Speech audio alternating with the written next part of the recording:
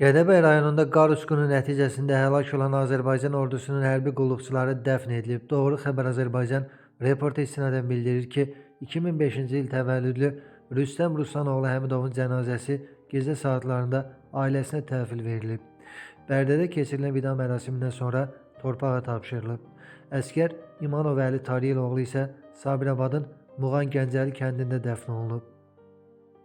Məlumat üçün qeyd edək ki, Rüstəm Həmidov nişanlı olub. Tərxis olunmasına 10 gün qalmış, hərbi xidmət yoldaşı Əli İmanovla birlikdə qar uçqunu nəticəsində şəhidlik məqamına yüksəlib. Allah rəhmət eləsin.